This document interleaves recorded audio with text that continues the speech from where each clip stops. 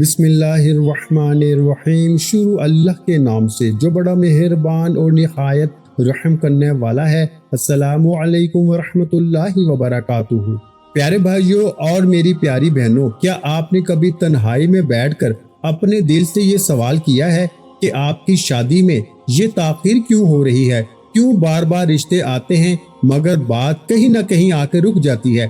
کیا آپ کی آنکھوں میں بھی کسی ایسے جیون ساتھی کا خواب ہے جو آپ کے دل کی بات بن کے ہے، جو آپ کی زندگی کو خوشیوں سے بھر دے اور جس کے گھر جا کے یا جسے اپنے گھر لا کے آپ کو سکون مل جائے؟ اگر آپ عرصے سے گھر بیٹھے کسی اچھے رشتے کے انتظار میں ہیں نا اور آپ کی عمر گزرتی جا رہی ہے، تو آج کی یہ ویڈیو آپ کے لیے اللہ کی طرف سے ایک خاص تحفہ ہے۔ میں آج آپ کو کوئی لمبی چوڑی بات نہیں بتاؤں گا، بلکہ ایک ایسا مجرب طریقہ بتاؤں گا کہ جس پہ آپ نے اگر آج عمل کر لیا نا تو انشاءاللہ 3 دن کے اندر اندر، جی ہاں آپ نے بالکل صحیح سنا، صرف 3 دن کے اندر اندر کہیں نہ کہیں سے کوئی نہ کوئی ایسا پیغام آئے گا کہ آپ کا رشتہ خود چل کر آپ کے گھر آئے گا، اور وہ رشتہ ایسا ہوگا جیسا آپ نے اپنے خوابوں میں سوچا تھا۔ شادی کے لیے جو تڑپ آپ کے دل میں ہے نا، وہ تڑپ اللہ کو بھی معلوم ہے۔ بس اسی تڑپ کو ایک صحیح دعا کا رنگ دینے کی ضرورت ہے۔ لوگ سالوں وظیفے کرتے رہتے ہیں مگر ان کی شادی نہیں ہوتی، کیونکہ وہ اپنی زبان سے نکالی ہوئی دعا کو یقین کے ساتھ نہیں مانگتے۔ آج جب آپ یہ ویڈیو دیکھ رہے ہیں نا تو یہ کوئی اتفاق نہیں ہے، یہ اللہ کی طرف سے آپ کے لیے ایک بلاوا ہے۔ اپنی زندگی کے ان لمحات کو ضائع نہ کریں اور آج ہی سے اس عمل کا آغاز کریں، کیونکہ جس طرح کا رشتہ آپ چاہتے ہیں نا وہ اب آپ سے زیادہ دور نہیں ہے۔ آپ نے بس اپنی نیت کو پاک کرنا ہے، اپنے دل سے تمام دنیاوی شکوے نکالنے ہیں اور اپنے رب کے در پہ جھک جانا ہے۔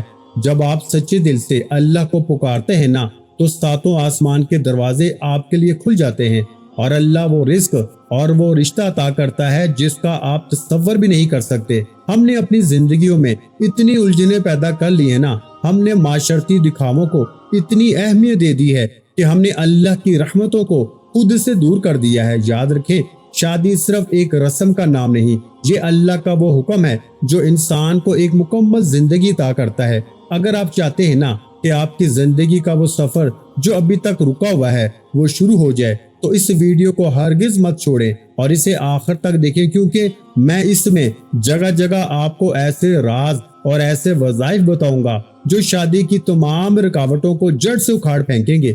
کیا آپ نے کبھی اس خاموشی میں بیٹھ کر غور کیا ہے کہ جب انسان کے گھر میں سب کچھ ہونے کے باوجود اولاد کے نصیب کی بندشیں اسے اندر ہی اندر کھا رہی ہوتی ہیں تو اس کا عالم کیا ہوتا ہے؟ آج ہم ایک ایسے موضوع پہ بات کر رہے ہیں جو ہر اس ماں اور باپ کے دل کی تڑپ ہے جن کی اولاد جوان ہو چکی ہے مگر ان کے نصیب کے دروازے ابھی تک بند ہیں۔ جب ایک ماں اپنی بیٹی کو دیکھتی ہے تو اس کی آنکھوں میں ہزاروں خواب ہوتے ہیں، اور جب ایک باپ اپنے بیٹے کو دیکھتا ہے تو وہ اپنے بڑھاپے کا سہارا تلاش کرتا ہے۔ لیکن جب رشتے نہیں آتے نا، جب بار بار بات چلتے چلتے رک جاتی ہے، جب معاشی حالات رکاوٹ بن جاتے ہیں تو ایسا لگتا ہے کہ جیسے پوری دنیا کا بوجھ ہمارے کندھوں پہ آ گیا ہے۔ میرے بھائیوں اور میری بہنوں، میں جانتا ہوں کہ آپ کتنے قرب میں ہیں۔ میں سمجھ سکتا ہوں کہ جب معاشرہ تانے دیتا ہے تو کتنا دکھ ہوتا ہے، لیکن یقین جانیں کہ اللہ کی ذات وہ ہے جو ٹوٹے ہوئے دلوں کے سب سے زیادہ قریب ہوتی ہے۔ آج آپ کو مایوس ہونے کی ضرورت نہیں، آج آپ کو ہمت ہارنے کی ضرورت نہیں، کیونکہ آج ہم آپ کو وہ راستہ بتائیں گے جو قرآن کی روشنی سے نکلتا ہے اور سیدھا اللہ کی بارگاہ میں جاتا ہے۔ شادی کوئی معمولی بات نہیں ہے، یہ اللہ کی ایک عظیم نعمت ہے۔ یہ 2 خاندانوں کا ملن ہے، یہ 2 روحوں کا ایک ایسا رشتہ ہے جو انسان کو گناہوں کی تاریکیوں سے نکال کر پاکیزگی کی روشنی میں لے آتا ہے۔ لیکن آج ہم نے اپنی زندگیوں میں اتنی مشکلیں خود پیدا کر لی ہیں کہ ہم اللہ کی دی ہوئی آسانیاں بھی نہیں دیکھ پا رہے۔ ہم رشتے طے کرتے وقت یہ دیکھتے ہیں کہ لڑکا کتنا کماتا ہے، لڑکی کتنی خوبصورت ہے، گھر کتنا بڑا ہے، لیکن ہم یہ کبھی نہیں پوچھتے کہ کیا وہ اللہ سے ڈرنے والا ہے، کیا اس کا اخلاق نبی کریم صلی اللہ علیہ وآلہ وسلم کے اخلاق جیسا ہے۔ جب ہم دنیاوی معیاروں کو دنیا پہ ترجیح دیتے ہیں نا تو پھر اللہ ہمیں انہی دنیاوی الجھنوں میں ڈال دیتا ہے۔ یاد رکھیں، دولت آج ہے کل نہیں، حسن ڈھل جاتا ہے، لیکن جو اخلاق کی دولت ہے نا وہ کبھی ختم نہیں ہوتی۔ اگر آپ چاہتے ہیں کہ آپ کی بیٹی کو ایسا گھر ملے جہاں اسے ملکہ بنا کے رکھا جائے، تو اسے ایسا جیون ساتھی دیں جس کے دل میں اللہ کا خوف ہو، اور اگر آپ چاہتے ہیں کہ آپ کے بیٹے کو ایسی جیون ساتھی ملے جو اس کے گھر کو جنت بنا دے تو اس کے لیے کردار کو ترجیح دیں۔ آپ کو معلوم ہے بی بی فاطمہ رضی اللہ تعالی عنہا کی زندگی ہمارے لیے کیا پیغام رکھتی ہے۔ وہ نبی پاک صلی اللہ علیہ وآلہ وسلم کی لخت جگر تھی، وہ خاتون جنت ہیں، لیکن کیا ان کی شادی میں نمود و نمائش تھی؟ کیا ان کی شادی میں جہیز کی لمبی فہرستیں تھیں؟ نہیں نا۔ ان کی زندگی ہمیں سادگی، صبر اور اللہ پہ توکل کا درس دیتی ہے۔ اگر ہم ان کی سیرت کو اپنی زندگیوں میں لے آئیں تو اللہ کی قسم ہمارے گھروں کے سارے مسائل حل ہو جائیں۔ آج ہم وظائف تو کرتے ہیں لیکن ہم اپنی زندگیوں کو نہیں بدلتے۔ ہم نماز پڑھتے ہیں لیکن دل میں حسد ہوتا ہے۔ ہم زکوٰۃ دیتے ہیں لیکن زبان سے کسی کا دل دکھاتے ہیں۔ وظیفہ تب اثر کرتا ہے میرے بھائیوں اور میری بہنوں اور میری بیٹیوں جب آپ کا دل آئینہ بن جائے۔ اپنے دل سے بغض نکال دیں، اپنی زبان کو سچ کا عادی بنائیں اور اللہ پہ ایسا توکل کریں جیسا ایک ننھا بچہ اپنی ماں کی گود میں خود کو محفوظ سمجھتا ہے۔ دیکھیں نا، زندگی ایک امتحان ہے اور اس امتحان میں ہر قدم پہ مشکلات آئیں گی، کبھی بیماری کی صورت میں، کبھی رزق کی تنگی کی صورت میں اور کبھی اولاد کے رشتوں کی رکاوٹ کی صورت میں۔ ان مشکلات کا مقصد آپ کو اللہ سے دور کرنا نہیں بلکہ آپ کو اللہ کے قریب کرنا ہے۔ جب آپ کے گھر میں رشتہ نہیں آتا تو یہ اللہ کی طرف سے ایک اشارہ ہے کہ اے میرے بندے، تو مجھ سے مانگ، میں تجھے وہ دوں گا جو تیری سوچ سے بھی بہتر ہوگا۔ اکثر والدین یہ شکایت کرتے ہیں کہ ہم نے بہت وظیفے کیے، ہم نے بہت جگہوں پہ نظر و نیاز دی مگر رشتہ نہیں ہو رہا۔ میں آپ کو بتاتا ہوں کہ اصل مسئلہ کہاں ہے۔ اصل مسئلہ یہ ہے کہ ہم نے اللہ کو چھوڑ کر مخلوق پہ بھروسہ کرنا شروع کر دیا ہے۔ جب آپ مخلوق سے امیدیں وابستہ کر لیں گے نا تو مایوسی ہی ملے گی، لیکن جب آپ کا بھروسہ صرف اور صرف اللہ پر ہوگا تو پھر کائنات کی کوئی طاقت آپ کے مقدر کو روک نہیں سکتی۔ اب ذرا سوچیں کہ آپ کی اولاد کے لیے جو رشتے اللہ نے لکھے ہیں وہ تو مل کے رہیں گے، لیکن آپ کی بے صبری ان رشتوں میں تاخیر کا باعث بن رہی ہے۔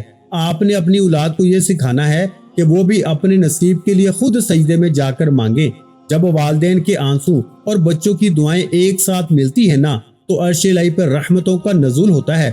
آپ کو کیا لگتا ہے کہ اللہ کو آپ کے آنسو نظر نہیں آتے؟ کیا اللہ کو آپ کی تڑپ کا احساس نہیں؟ وہ تو آپ سے 70 ماؤں سے زیادہ محبت کرتا ہے۔ وہ تو چاہتا ہے کہ آپ مانگے تو صحیح، وہ تو آپ کی ہر بات سن رہا ہے، وہ آپ کی ہر دھڑکن سے واقف ہے۔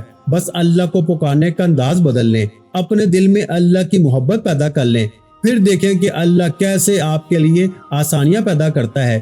زندگی کے ہر موڑ پر انسان کو ٹھوکریں کھانی پڑتی ہیں، لیکن وہی انسان کامیاب ہوتا ہے جو گر کے پھر اٹھ کے کھڑا ہوتا ہے۔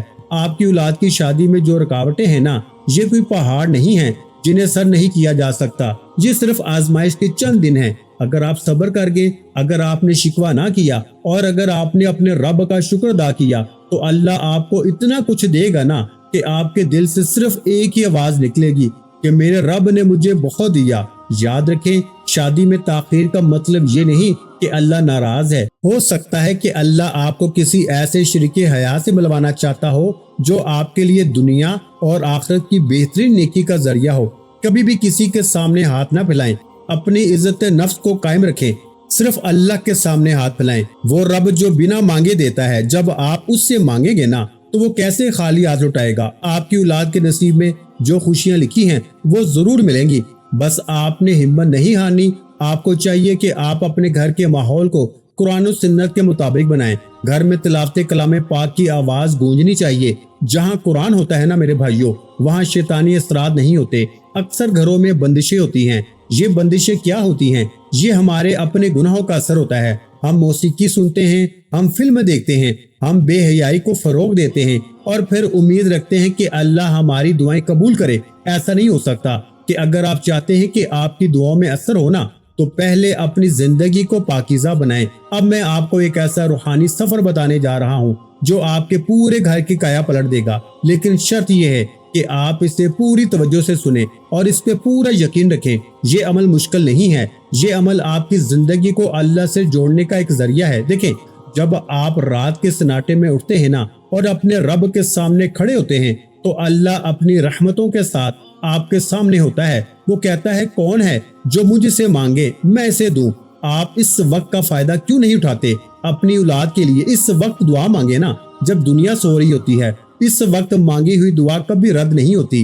اپنے بچوں کو بھی اخلاقی تربیت دیں، انہیں بتائیں کہ شادی کوئی کھیل نہیں، یہ ایک ذمہ داری ہے۔ جب آپ کا بیٹا یا بیٹی اس بات کو سمجھ جائیں گے نا، تو وہ خود بھی اپنی زندگی کو سنوارنے کی کوشش کریں گے۔ والدین کی ذمہ داری صرف کھانا کھلانا اور کپڑے پہنانا نہیں، بلکہ ان کی روح کی پرورش کرنا بھی ہے۔ انہیں اللہ کی پہچان کرائیں، انہیں بتائیں کہ دنیا ایک عارضی ٹھکانہ ہے اور اصل کامیابی آخرت میں ہے۔ جب آپ کا بچہ آخرت کی فکر کرے گا نا، تو وہ خود بخود اپنی اس دنیاوی زندگی کو بھی بہتر بنا لے گا۔ شادی کے لیے نیک رشتہ اللہ کا انعام ہے، اور انعام حاصل کرنے کے لیے ہمیں خود کو اس کے قابل بنانا ہوگا۔ کبھی بھی یہ نہ سوچیں کہ میری عمر نکل گئی ہے یا اب میرا وقت گزر چکا ہے۔ اللہ کے ہاں وقت کی کوئی قید نہیں۔ جب اللہ کا حکم ہوتا ہے نا، تو پلک جھپکتے ہی حالات بدل جاتے ہیں۔ آپ نے بس اپنی دعا جاری رکھنی ہے، دعا تقدیر کو بدل دیتی ہے۔ کیا آپ نے کبھی سنا ہے کہ ایک دعا نے بڑی بڑی مصیبتوں کو ٹال دیا؟ جی ہاں، یہ سچ ہے۔ جب آپ خلوص دل سے دعا کرتے ہیں نا، تو اللہ تعالیٰ فرشتوں کو حکم دیتا ہے کہ اس کی دعا پوری کر دو۔ اب میں آپ کو پہلا وظیفہ بتاتا ہوں جو آپ نے روزانہ کرنا ہے۔ یہ بہت آسان ہے۔ اچھا، یہ وظیفہ کرنے کے لیے آپ کے پاس صرف 2 ٹائم ہوں گے۔ یا تو آپ اس کو عشاء کی نماز کے بعد کریں، یا پھر آپ اس کو فجر کی نماز کے بعد کریں، ٹھیک ہے؟ ان 2 نمازوں کے علاوہ آپ نے یہ وظیفہ نہیں کرنا، ٹھیک ہے؟ اگر آپ کے پاس فجر کے بعد ٹائم ہے تو فجر کے بعد پڑھ لیں، نہیں تو آپ اس وظیفے کو عشاء کی نماز کے بعد پڑھ سکتے ہیں۔ سب سے پہلے نا، آپ نے اپنے گناہوں کی معافی مانگنی ہے، کیونکہ اکثر جو ہماری دعائیں رک جاتی ہیں نا میرے بھائیوں، ہماری دعائیں قبول نہیں ہوتی، یا ہماری زندگی میں جو پریشانی آتی ہے وہ ہمارے گناہوں کی وجہ سے آتی ہیں، جو ہم جانے انجانے میں کرتے ہیں۔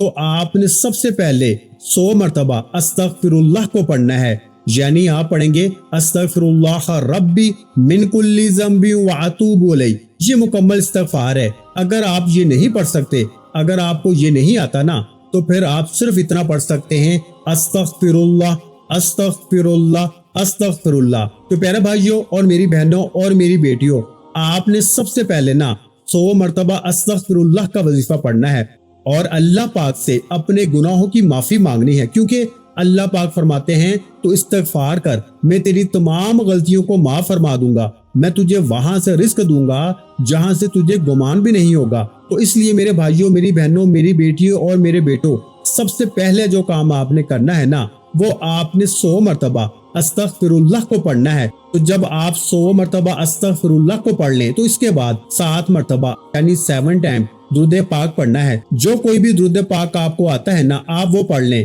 7 مرتبہ۔ اگر درود ابراہیمی آتا ہے جو ہم نماز کے اندر پڑھتے ہیں تو وہ پڑھ لیں۔ اگر آپ کو وہ نہیں آتا تو میرے بھائیوں اور میری بہنوں، تو پھر آپ بالکل مختصر درود صلی اللہ علیہ وآلہ وسلم پڑھ سکتے ہیں۔ یہ بھی نہیں آتا تو صلی اللہ علیہ محمد پڑھ لیں۔ کوئی سا بھی درود پاک پڑھ کے نا آپ نے 7 مرتبہ پڑھنا ہے۔ جب 7 مرتبہ درود پاک پڑھ لیں تو اس کے بعد آپ نے جو پہلی تسبیح پڑھنی ہے نا، جو پہلا وظیفہ پڑھنا ہے، وہ بھی آپ نے 100 مرتبہ یعنی ایک مکمل تسبیح 100 مرتبہ آپ نے پڑھنی ہے۔ یا فتاح یا فتاح یا فتاح کی پڑھنی ہے۔ یہ اللہ کا وہ نام ہے میرے بھائیوں جو بندر راستے کھول دیتا ہے۔ اس کا ورد اپنی زندگی کا حصہ بنا لیں، آپ دیکھیں گے کہ کیسے آپ کے لیے آسانیاں پیدا ہوں گی۔ ذرا رک کے یہ سوچیں کہ کیا کبھی آپ نے اس بات پہ غور کیا ہے کہ ہم کیوں اتنے بے چین رہتے ہیں؟ کیا ہم نے کبھی اپنے دل کے دروازے پہ دستک دی ہے کہ ہماری پریشانی کا اصل سبب کیا ہے؟ اکثر ہم اپنی اولاد کے رشتے کی فکر میں کہ ہم یہ بھول جاتے ہیں کہ ہر چیز کا ایک وقت مقرر ہے۔ اللہ تعالیٰ نے تو کائنات کی ہر شے کا ایک نظام ترتیب دے رکھا ہے۔ سورج اپنے وقت پر نکلتا ہے، چاند اپنے وقت پر اپنی منزل طے کرتا ہے، اور موسم اپنے وقت پر بدلتے ہیں۔ تو پھر آپ کی اولاد کے نصیب میں اتنی جلدی کیوں؟ کیا آپ کو اپنے رب کی حکمت پہ بھروسہ نہیں؟ دیکھو میرے بھائیوں، یہ جو صبر ہے نا، یہ کوئی کمزوری نہیں بلکہ یہ مومن کا سب سے بڑا ہتھیار ہے۔ جب آپ کے گھر میں رشتہ نہیں آتا تو اس کا مطلب یہ نہیں کہ اللہ بھول گیا ہے، بلکہ اس کا مطلب یہ ہے کہ اللہ ابھی آپ کے لیے کچھ بہتر اور خوبصورت تیار کر رہا ہے۔ یاد رکھیں، اللہ کے فیصلے ہمیشہ بندے کی خواہش سے بہتر ہوتے ہیں۔ جب آپ صبر کرتے ہیں تو اللہ آپ کے درجات بلند کرتا ہے اور آپ کی مشکلات کو راحتوں میں بدل دیتا ہے۔ کبھی کبھی ہم یہ سوچتے ہیں کہ فلاں شخص کے بچے کی شادی تو اتنی جلدی ہو گئی، فلاں کا رشتہ تو کتنی آسانی سے طے پا گیا، لیکن ہمارا بچہ کیوں پیچھے رہ گیا؟ یہ موازنہ ہی تو ہماری پریشانی کی جڑ ہے۔ ہر انسان کا اپنا ایک سفر ہے، ہر انسان کا نصیب کا اپنا ایک وقت ہے۔ کسی کو جلدی مل گیا تو اس کا مطلب یہ نہیں کہ آپ کو نہیں ملے گا۔ اللہ کی رحمت کے خزانے تو لامتناہی ہیں میرے بھائیوں۔ آپ کو بس اپنے رب سے نا اچھا گمان رکھنا ہے۔ جیسا آپ گمان رکھو گے نا، اللہ آپ کے ساتھ ویسا ہی معاملہ کرے گا۔ اگر آپ کو گمان ہے کہ اللہ آپ کو نوازے گا تو یقین رکھیں وہ ضرور نوازے گا۔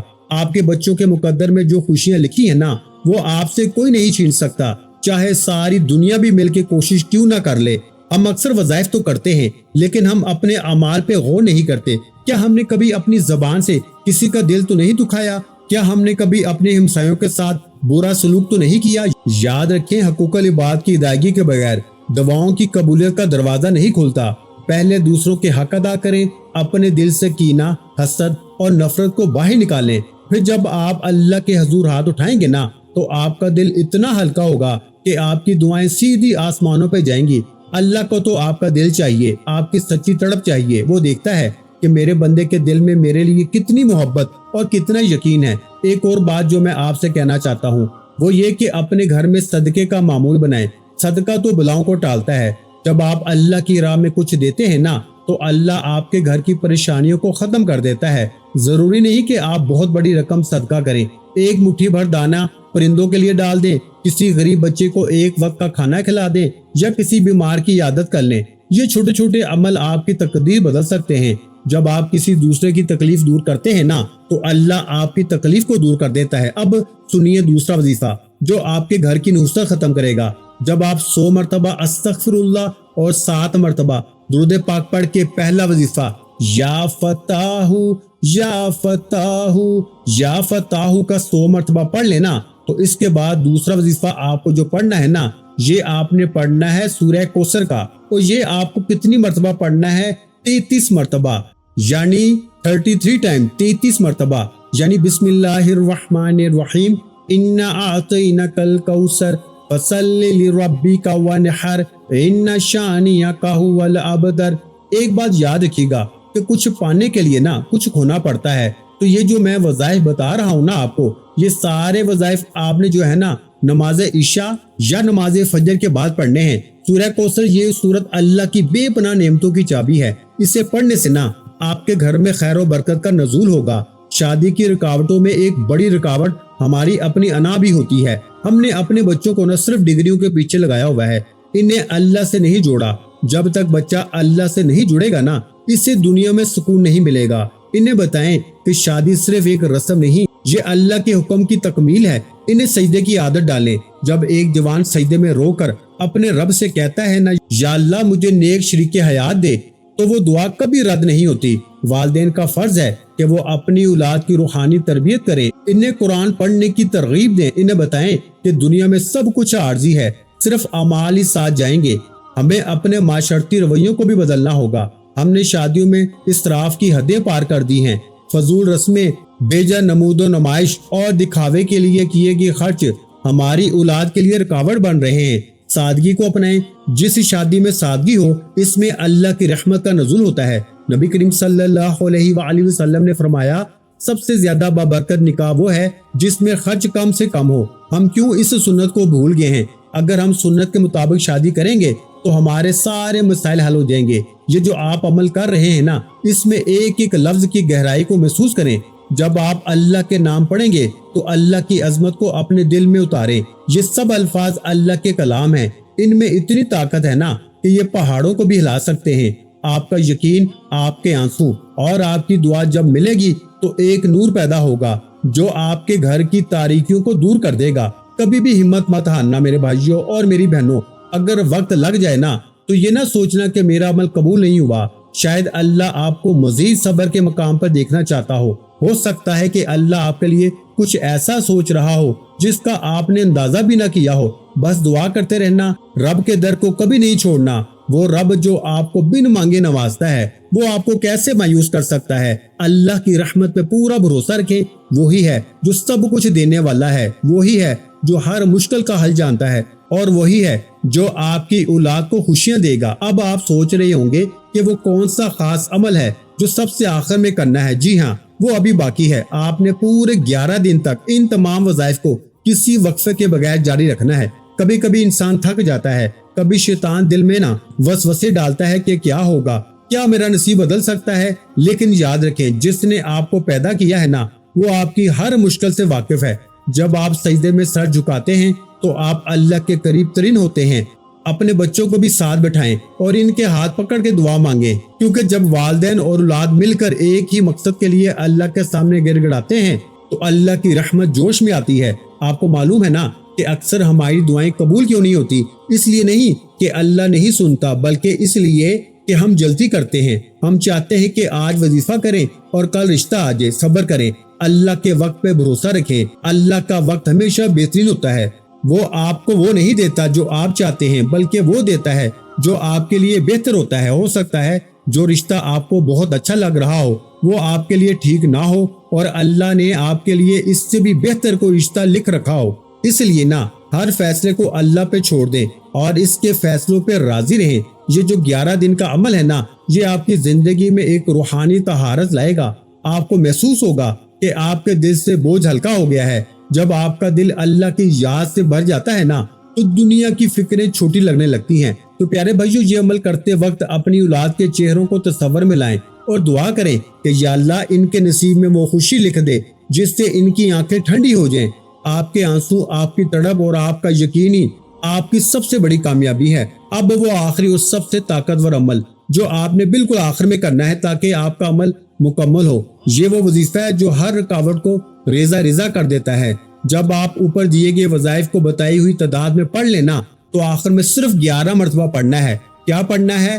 یا مجیبو یا مجیبو یا مجیبو۔ یہ اللہ کا وہ نام ہے جو دعاؤں کو قبول کرنے والا ہے۔ اس کا ورد کریں اور پھر اپنی دعا مانگیں، انشاءاللہ آپ کی دعا عرش تک پہنچے گی۔ بہت ہی مختصر اور چھوٹا سا لیکن اتنا طاقتور عمل ہے میرے بھائیوں اور میری بہنوں اور میری بیٹیوں اور میرے بیٹوں، کہ اگر آپ اس کو یقین کے ساتھ اور بغیر ناگے کے 11 دن نماز فجر یا نماز عشاء کے بعد پڑھ لیں تو انشاءاللہ آپ کو ایسا رشتہ اللہ کی ذات آپ کے گھر بھیجے گی جس کا آپ نے خواب میں بھی نہیں سوچا ہوگا۔ تو میرے بھائیوں، ایک مرتبہ میں پھر آپ کو بتا دیتا ہوں وظیفے کی مکمل ترکیب تاکہ آپ سے کسی قسم کی غلطی نہ ہو جائے۔